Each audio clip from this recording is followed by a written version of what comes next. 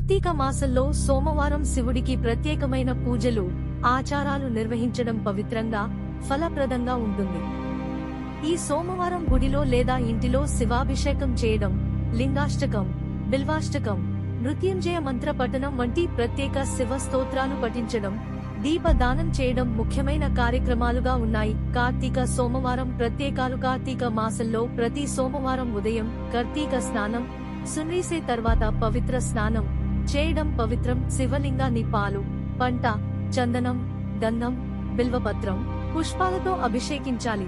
ఓం నమః శివాయ జపం, లింగాష్టకం, బిల్వాష్టకం, శివ సహస్రనామ పారాయణం ఈ సమయంలో చేయడం ఉత్తమం. ఇంకా గుడిలో ప్రత్యేక పూజలు, ఉత్సవాలు, శివుడికి దీపాలు వెలిగించడం, భక్తి గీతాలు ఆలపించడం ఎక్కువగా జరుగుతుంటాయి. ప్రత్యేక ఆచారాలు. దీపదానం. ప్రతి సోమవారం సాయంత్రం గుడిలో, ఇంట్లో దీపం వెలిగించడం శుభదాయకం. బిల్వపత్రం సమర్పణ.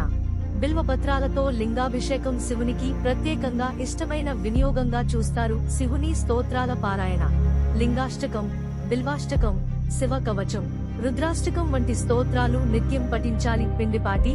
ఫలితాలు. కార్తీక సోమవారం పూజలు వల్ల శివుని అనుగ్రహంతో ఆరోగ్యం, ఆదాయం, పాపాల విముక్తి, సంసారంలో శాంతి మరియు మోక్షం కలుగుతాయన్న వాసం ఉంది. ఉత్సాహంగా, శుద్ధమైన భావంతో కార్తీక మాసంలో ప్రతి సోమవారం శివ పూజలు జరపడం అభిమానమైందిగా, ఆధ్యాత్మిక ఫలప్రదంగా ఉంటుంది.